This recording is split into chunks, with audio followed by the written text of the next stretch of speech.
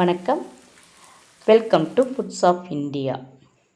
இன்றைக்கி நம்ம ginger chicken fry ரொம்ப ஈஸியான மெத்தடில், அதுவும் ரெஸ்டாரண்ட் டேஸ்ட்டில் ரொம்ப டேஸ்டியாகவும் அதே சமயம் ரொம்ப ஜூஸியாகவும் எப்படி ரெடி பண்ணலான்னு தான் இப்போ நம்ம பார்க்க போகிறோம். இந்த ஜிஞ்சர் சிக்கன் ஃப்ரை ரெடி பண்ணுறதுக்கு போன்லெஸ் சிக்கன் இருந்தால் நல்லாயிருக்கும். நான் சிக்கன் பிரஸ்ட் எடுத்திருக்கேன். இது 300 கிராம் அளவுக்கு இருக்குது. சிக்கனை ரொம்ப தின்னான பீஸாக நம்ம கட் பண்ணி எடுத்துக்கணும். அதனால் அந்த சிக்கன் பிரஸ்ட்டை இந்த மாதிரி 2 பாகமாக கட் பண்ணி எடுத்துக்கிறேன்.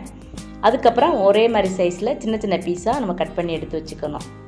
பாருங்கள், சிக்கன் இந்த அளவுக்கு தின்னாக நறுக்கி எடுத்து வச்சுக்கணும். அப்போ தான் அந்த ஜிஞ்சர் சிக்கன் ஃப்ரை ரொம்ப ஜூஸியாகவும் ரொம்ப டேஸ்டியாகவும் இருக்கும். சிக்கன் எல்லாத்தையும் இந்த மாதிரி ஒரே அளவாக கட் பண்ணதுக்கப்புறம் தண்ணியில் ஒரு தடவை நல்லா கழுவிட்டு இந்த மாதிரி மிக்சிங் பவுலுக்கு மாற்றிக்கலாம். ஜிஞ்சர் சிக்கன் ரெடி பண்ணுறதுக்கு முதல்ல சிக்கனை நம்ம மேரினேட் பண்ணி எடுத்து வச்சுக்கணும்.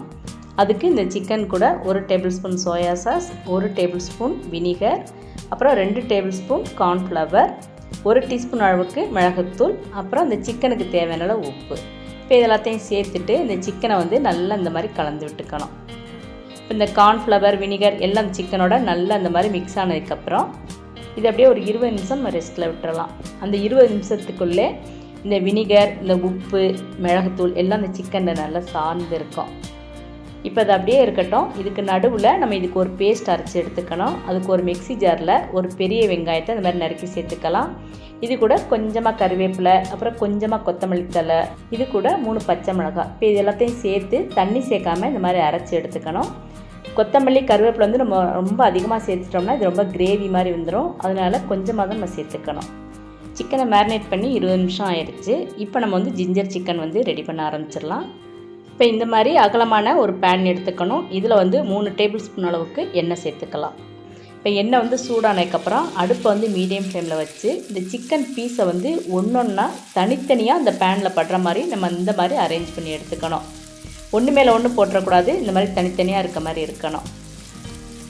ஒரு 3 நிமிஷம் வரைக்கும் நம்ம சிக்கன் அந்த மாதிரி ஃப்ரை பண்ணும்போது சிக்கனில் இருக்க மாய்ஸ்சரெல்லாம் நல்லா எவாப்ரேட் ஆயிரும். சிக்கனை நல்லா கோல்டன் கலரில் வரும். இப்போ இதே மாதிரி நம்ம அடுத்த பக்கம் திருப்பி விட்டு சிக்கனை திருப்பியும் ஒரு 2லேருந்து 3 நிமிஷம் நல்லா இந்த மாதிரி வேக வச்சுக்கணும்.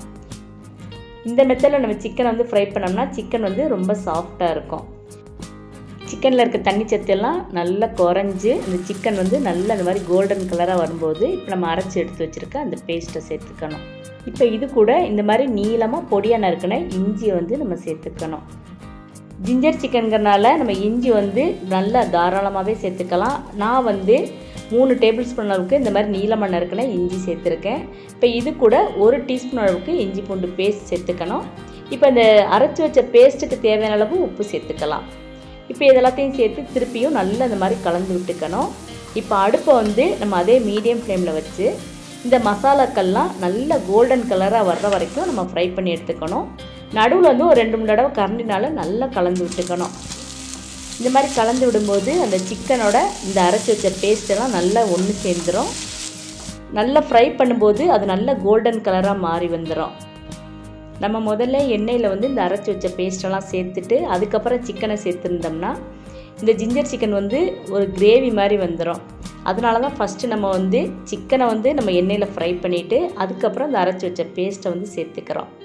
இப்போ இது கூட 1 டீஸ்பூன் அளவுக்கு மிளகுத்தூள் சேர்த்துக்கலாம். இப்போ இதையும் சேர்த்து நல்லா கலந்து விட்டுருவோம். பாருங்கள், நம்ம அரைச்சி சேர்த்த அந்த பேஸ்ட்டு அந்த சிக்கனோட நல்லா ஒன்று சேர்ந்து நல்லா கோட்டாகிருக்கு.